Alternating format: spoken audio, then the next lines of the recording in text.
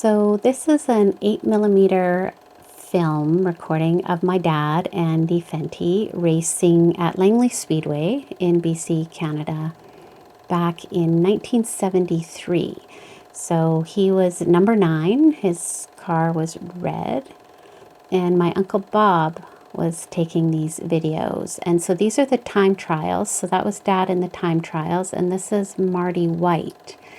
He has the white car, and it's number 5. Here they're doing the Canadian anthem.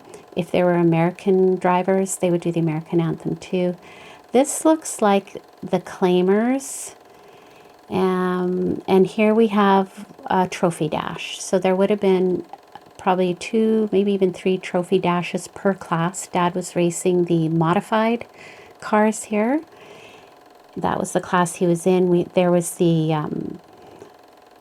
early lates, the modifieds, and the super stocks. So it looks like Marty White is in this race with Dad. I don't recognize the other 2 cars. Let's see here. Yeah, the green car out front I don't recognize, but there's Dad number 9 and Marty number 5 in this trophy dash. And the way it worked, they would do time trials earlier in the day, and the faster cars would be put at the back of the pack, and they would have to work their way to the front. The slower cars would be at the front to give them a bit of an advantage. So one of the best positions to have would be the pole position, which is what that green car had. And Dad's trying to pass him on the outside, which is really hard to do. And the green car won. So I think they only did 4 or 5 laps for the trophy dashes. And each class, as I say, would have 2 or 3 trophy dashes. I don't quite remember. So here we have the super stocks. And I don't know any of these racers in the super stocks. And lots of accidents. And fortunately, I don't remember anyone getting seriously hurt in all the years that my dad raced. He raced from 1969 to 1976. He started off with early late, and then he went into the modifieds, and then for the last couple of years he was racing super stock. And then he gave it up at the end of 1976. And they always had an ambulance there at the track, and of course flag people to try to keep people out of the way of the accidents. So this is a heat race, and they would have had per class 3 or 4 heat races, so all the cars got a chance to race, and they would have, I can't remember, 8 to 10 cars. The yellow car up front there, I think that might be Burt Jones. I'm not sure. I was only 6 years old at the time, so my memory isn't the best. Here we have that blue car up front. That is number 10. That was Ken Kennedy. And he was, him and my dad were good friends, and Marty White. The 3 of them were good friends. They spent a lot of time together. Let's see, that orange car there, that was Frank Fletcher, I think maybe number 55. The quality of this 8mm film is not the greatest, and it was converted to VHS in the mid-1980s, so you know, we just kept losing. Oh, it looks like Ken Kennedy's got some smoke there coming out of his engine. Yeah, and so we've lost a lot of quality on this, unfortunately. So here we are in another race. There's Dad and Uncle Bob's finger. So Dad worked for AAA Trucking, and they sponsored him.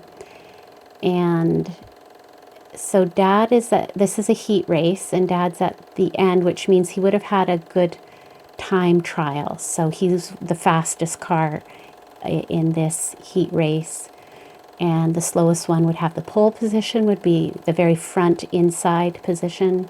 So Dad would have to work his way all the way through this pack in order to win the race. And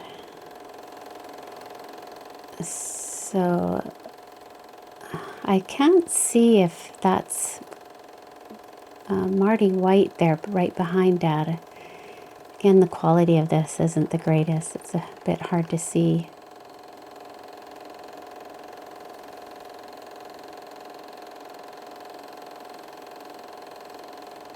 And in the center of the pits there, they had the concession stand where the guys could get their burgers and fries and hot dogs and such. So it was a long day for them. They would go earlier in the day, and it would take several hours to do the time trials where they would, you know, have their so many laps around the race, and they'd get timed, and then they would be put into particular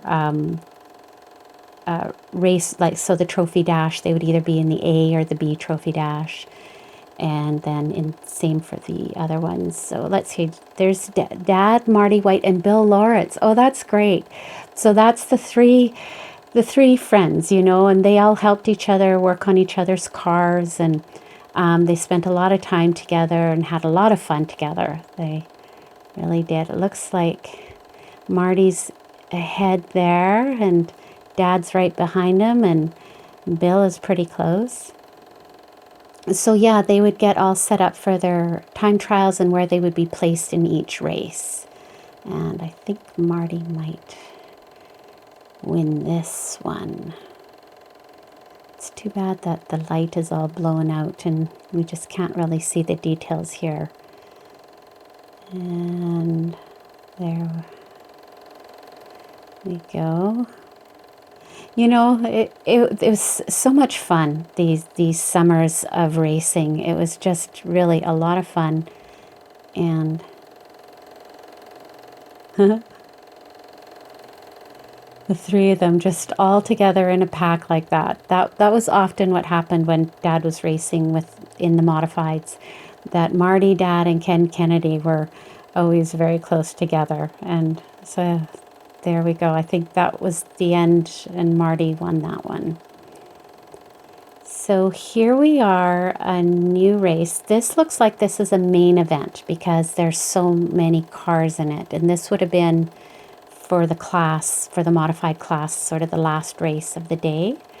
And it's where the majority of the cars would be in the race. So Dad would have started pretty far back, and there's Dad and Marty White again, neck and neck.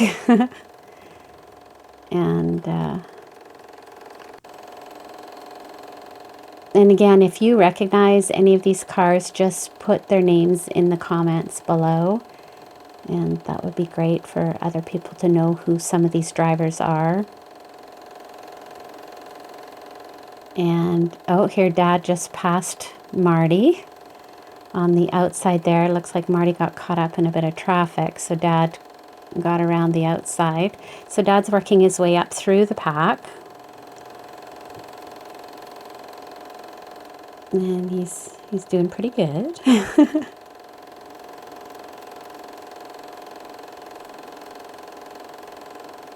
And in this film, it's too bad that my Uncle Bob, oh, there's Bill Lawrence. It's too bad that my Uncle Bob didn't turn the camera around and film the audience, because there would be like thousands of people would come to this. I don't know, 2,000 or 3,000 people would come to this racetrack every weekend during the summer. The racing went between May and September, and there was we had a concession too where we would get our chips and burgers and that, and it was just so much fun. And some of the more popular drivers, like my dad and Marty, and that, they actually had fan clubs, and the families of the racers would all have their own sort of uniforms, like a little jacket or shirts with the number of the race car of their dad or husband. So we all had these little jackets that had number 9 Andie Fentie on them, and then our names were embroidered on there too. So there was me, my name's Patty, and then my 2 sisters, Pam and Bev. And we spent a lot of summers down at the track here. So Dad's way out ahead here. He's kind of by himself there. And and these were long races. I can't remember how many laps they would do, but it was a lot of, like maybe 50 laps or something like that. So, you know, Dad's just now leading the pack, and you can go forward if you want to. I think it's like about 12:50 in the video here, and that goes to the end of the race where, well, obviously he wins because he's so far ahead. He actually starts lapping the other drivers at some point here. So yeah, so you can go ahead to that. And you know, it was a really interesting time because the track was out in the countryside in Langley, and during the racing season, the farmers would open up their fields so that all the spectator cars could park their vehicles, and it was quite a big event. The lineups would go down 8th Avenue and down 16th Avenue, and it was a very interesting time. And then the first part of the summer, the races would be on Sundays, and then as the weather got hotter, more into the summer, the races went to Saturday nights, and that was a lot of fun.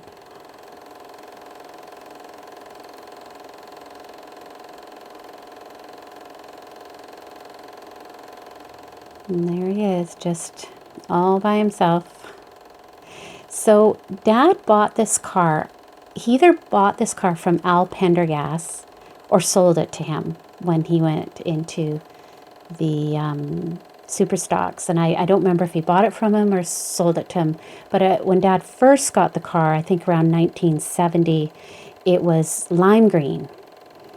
And I remember we had it in the Bradner May Day parade, and he was pulling it with an old Ford pickup truck and this lime green car, and he promptly had it painted red because he thought the green was bad luck. And so for all the years he had this. So this car was a 1933 Ford Coupe. He ran a straight 6 in it. I don't remember any other the specs of the car, like, you know, how many horsepower the engine was or anything. And so here he is coming around, and there's the checkered flag for my dad. I love this. I love this. My dad passed away 20 years ago now, in 2000, and here he is. His famous smile, Mr. Joe Cool. Here comes the trophy girl, little kiss, and a picture. And this is great. I love this. There's Dad showing his trophy. And getting back into the car, and off he goes. So now we're in the pits. That's my sister Bev, just ran by. And someone, I think, just kissed Dad on the cheek. And he's signing autographs here. And that was a common thing. We'd run around and collect the pit passes of the drivers and then get their autographs.